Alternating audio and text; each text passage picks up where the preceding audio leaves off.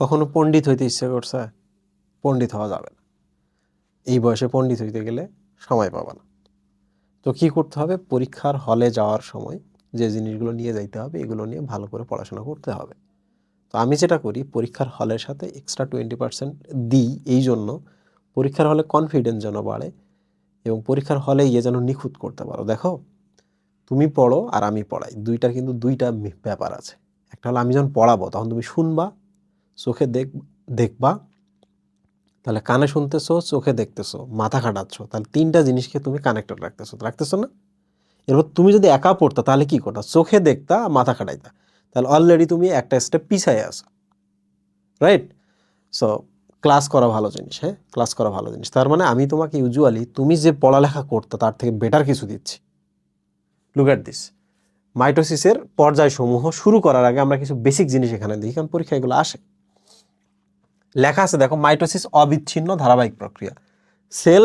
একটা সেল যখন বিভাজন শুরু করে, একটা কোষ যখন বিভাজন শুরু করে, সে কিন্তু বলে না যে আমি এই যে এখন প্রোফেজ ঘটাবো, তারপর মেটাফেজ ঘটাবো, তারপর মেটাফেজ ঘটাবো, তারপর অ্যানাফেজ ঘটাবো এবং শেষের দিকের জন্য টেলোফেজ রেখে দেবো। কোষ কখনো এই কাজ করে না। কোষ কাজ শুরু করে দেয়। আমরা আমাদের আলোচনার সুবিধার্থে এটাকে বিভিন্ন ভাগে ভাগ করি। বুঝতে পেরেছো?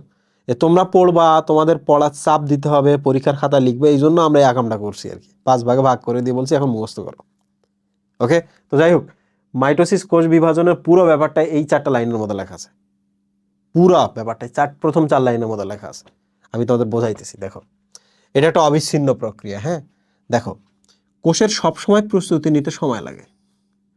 খেয়াল করে দেখো, একটুকুকে আমরা বলি প্রিপারেশন ফেজ বা প্রস্তুতি পর্যায়। খেয়াল করে দেখো, দেখছো এখান থেকে এই পর্যন্ত প্রস্তুতি নিচ্ছে। এবার চলে আসো, আমরা দেখি এখান থেকে এই জায়গাটা হচ্ছে বিভাজন পর্যায়। বিশ্বাস হয় না ভাই? সকালবেলা থেকে শুরু করছে, রাত 10টা পর্যন্ত এই পর্যন্ত প্রস্তুতি নিল, আর রাত 10টা থেকে 12টার মধ্যে বিভাজন ডান। ইয়েস, বিভাজনে খুবই কম সময় লাগে। বিভাজনে খুবই কম সময় লাগে। প্রিপারেশনের সময় বহুত কাজ করে। হ্যাঁ, মুখস্থ করো না, আমি বলি। কোষ বিভাজনের সময় এটিপি লাগবে, এখানে তৈরি করবে। কোষ বিভাজনের সময় স্পিন্ডল যন্ত্র লাগবে, সেই জিনিসগুলো এখানে রেডি করে রাখতে হবে।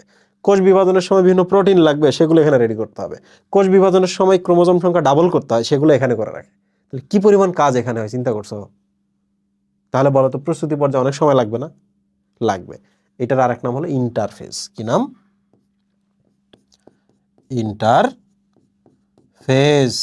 কারণ আমি যে এখানে একটা লম্বা ছবি দেখাইছি না, কোষ বিভাজনের কিন্তু ব্যাপারটা এরকম না, এটা কিন্তু একটা চক্রাকার ব্যাপার। তাহলে এই যে দেখো, এখান থেকে এই জায়গা, এই যে একটুকু জায়গা দেখতেছো না, এইটাই কিন্তু বিভাজন। তাহলে দেখো, এই যে এখান থেকে শুরু, এই যে দেখো, এটা পুরোটাই প্রস্তুতি। দেখছো? তাহলে বলো তো, বিভাজন এভাবে চিন্তা করো তো, বিভাজন, হ্যাঁ, বিভাজন, প্রস্তুতি, প্রস্তুতি, প্রস্তুতি, আবার বিভাজন না? ঠিক কি না? তার মানে দেখো, এখানে দেখো, বিভাজন, প্রস্তুতি, বিভাজন, বিভাজন, বিভাজন শেষে যখন 2টা কোষ তৈরি হয় তারা প্রস্তুতি নেয়, নিয়ে ওরা আবার ফিউচারে বিভাজন করে।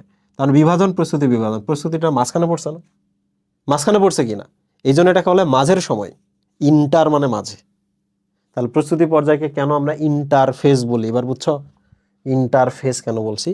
ইন্টার মানে 2-এর মাঝখানে, ফেজ মানে একটা সময়, একটা সময়। বুঝতে পেরেছো? ইন্টারফেজ। ওকে, এই যে যেমন দেখো, তোমরা এখন এসএসসিতে পড়তেছো না, এরপর কি ভার্সিটিতে, মেডিকেলে পড়বা না, ইঞ্জিনিয়ারিং পড়বা না? মাঝখানে ইন্টারমিডিয়েট পড়ো তোমরা 2 বছর, ওই জন্য ওটার নাম কিন্তু ইন্টার। তো যাই হোক, প্রস্তুতি পর্যায়টা অনেক বড়। এরপরে অ্যাকচুয়াল বিভাজন পর্যায়। এখন প্রশ্ন হলো, ভাই বিভাজন পর্যায়ে দেখেন অতটুকু তো দিলেন, এখন এখানে কি কি ঘটে দেখো। বিভাজন পর্যায়কে এই জায়গা থেকে এই জায়গা পর্যন্ত আমরা একটা ভাগে ভাগ করি, এই জায়গা থেকে শেষটা আমরা আরেক ভাগে ভাগ করি। ওকে, এই অল্প একটু জায়গা দেখতেছো না, এখানে সাইটোপ্লাজমের বিভাজন ঘটে। সো দিস ইজ সাইটোকাইনোসিস। আর এই জায়গা দেখতে পাচ্ছ না, এখানে নিউক্লিয়াসের বিভাজন ঘটে। সো দিস ইজ কেরিওকাইনোসিস। কেরিওকাইনোসিস, সাইটোকাইনোসিস, কেরিওকাইনোসিস, সাইটোকাইনোসিস। এবার দেখো, এই কেরিওকাইনোসিসেরই কিন্তু অনেকগুলো ধাপ। এখান থেকে এই জায়গা প্রোফেসটা একটু বড়, এখান থেকে এই জায়গা প্রোমেটাফেজ থেকে এই জায়গা হচ্ছে মেটাফেজ থেকে এই জায়গা অ্যানাফেজ থেকে এই জায়গা টেলোফেজ। দেখছো, তাহলে কেরিওকাইনেসিসে এখানে 5টা উপধাপ আছে। তাহলে বন্ধুরা এখান থেকে এই জায়গা প্রস্তুতি পর্যায়, যেটার আরেক নাম ইন্টারফেজ, এখান থেকে এই জায়গায় অ্যাকচুয়ালি বিভাজনটা হয়। বিভাজনের প্রথমে নিউক্লিয়াসটা বিভাজন হয়, দ্যাট ইজ কল কেরিওকাইনেসিস। তারপর সাইটোপ্লাজমটা বিভাজন হয়, দ্যাট ইজ কল সাইটোকাইনেসিস। বুঝতে পেরেছো? এবার আসো তো এখানে দেখো, পুরোটা দেখো। নিউক্লিয়াসের বিভাজন ঘটে, এই দেখো এখানে নিউক্লিয়াসের বিভাজন ঘটতেছে, তাই না? এটাকে আমরা বলি কেরিওকাইনেসিস, তাই না? ওই যে দেখো কেরিওকাইনেসিস।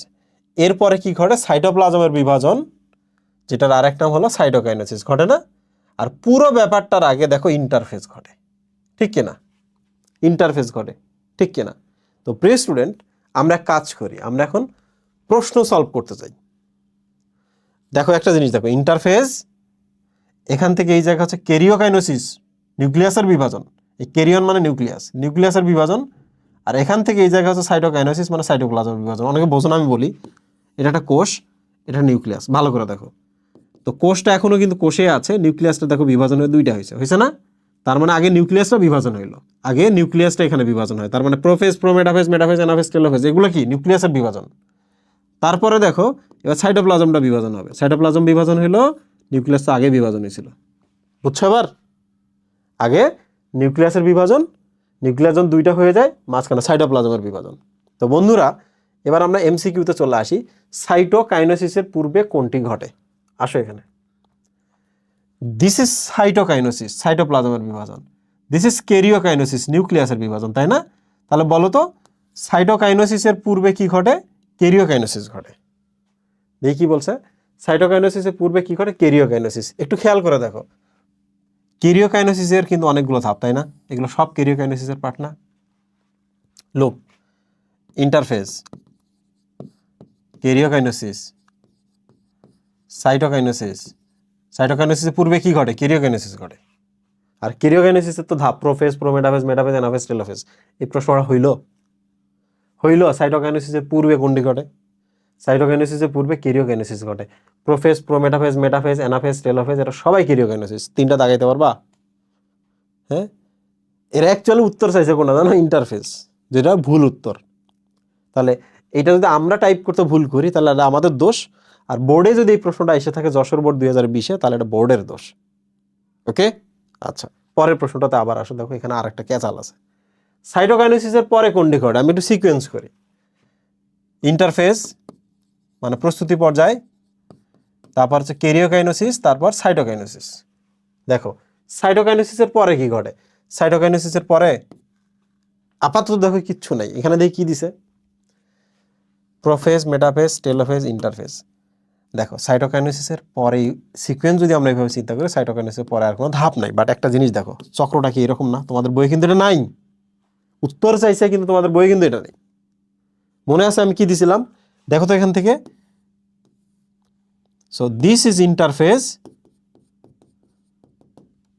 আর দিস ইজ বিভাজন। এখান থেকে এই জায়গায় বিভাজন, তাই না? এখান থেকে এই যে ইন্টারফেজ, এই জায়গায় বিভাজন। বলো তো বিভাজনের এই জায়গাটার নাম কি? কেরিওকাইনেসিস। এখান থেকে এই জায়গাটার নাম কি? সাইটোকাইনেসিস। তাহলে এবার বলো, কেরিওকাইনেসিস, সাইটোকাইনেসিস, এরপর কি? এটা কি ইন্টারফেজ না? ইন্টারফেজ। বুঝছো?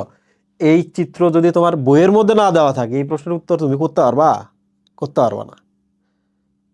তা তোমাদের জন্য মাঝে মাঝে আমার একটু আফসোস হয়, তোমাদের জন্য আমার মাঝে মাঝে একটু আফসোস হয়। তুমি জানো আমি যখন গতকাল রাতে তোমাদের ক্লাস দেখতে দেখতে ক্লাস 8-এর কিছু পোলাপান আছে, তোমাদের ছোট ভাই বোন, ইউটিউবের মধ্যে কমেন্ট করা শুরু করছে, ভাই আমাদের জন্য বানান বিজ্ঞান বইয়ের প্রথম আমি ভাবতেছি বিজ্ঞান বই আবার কি। তখন আমি বুঝলাম, আচ্ছা ক্লাস 8-এর মধ্যে তো সব বিজ্ঞানের সাবজেক্ট একসাথে একটা বইয়ের মধ্যে দিছে। ভাই প্রথম আমি 3-4টা চ্যাপ্টার খুলছি, খোলার পর আমি অবাক হয়ে গেছি। কারণ ইন্টারমিডিয়েটে যে জিনিসগুলো স্টুডেন্টরা বোঝে না, সেগুলো ক্লাস 8-এর স্টুডেন্টের মধ্যে দেওয়া আছে, সবগুলো আলাদা আলাদা পর্বের বৈশিষ্ট্য দেওয়া আছে। আমি অবাক হয়ে গেছি, এদেরকে কে পড়ায়? ইন্টারমিডিয়েটে পড়াইতে আমার হিমশিম খাইতে হয় যে এরা কিচ্ছু না পড়লে আসে ইন্টারমিডিয়েটে, ক্লাস 8 এদেরকে কে পড়ায় এগুলা? তাহলে চিন্তা করো, ইন্টারমিডিয়েটের জিনিসগুলো ক্লাস 8-এর মতো দেওয়া, বা ক্লাস 10-এর জিনিসগুলো, 9-10-এর জিনিসগুলো ক্লাস 8-এর মতো দেওয়া। তো এই জিনিসটা আমাদের অ্যাকচুয়ালি ক্লাস 10 বইয়ে দেওয়া উচিত ছিল এই চক্রটা, বুঝছো? এটা ইন্টারমিডিয়েটে গিয়ে পাবা। তো আজকে আমি কিন্তু দেখো এই যে এই প্লেলিস্টের মধ্যে প্রথম ভিডিওতে কিন্তু আমি তোমাদের একটা জিনিস দেখাইছি না, যে কোনটি অ্যামাইটোসিস ঘটে মনে রাখা, যে ইন্টারমিডিয়েট থেকে আইন আমি বোঝাইলাম। আবার দেখো এইটার আনসার করতে গেলে আমাকে ইন্টারমিডিয়েটের একটা জিনিস নিয়ে আসা লাগতেছে। ওকে, আই এম ভেরি সরি যে আমাকে এটা আনা লাগছে, আমি কখনো এটা নিয়ে আসতাম না। কারণ তোমার তো চোখ খুলে দিতে হবে, কারণ এগুলো তো সহজ জিনিস, তাই না? তোমাদের কাছে এগুলো তো ছেলে খেলা। Thank you.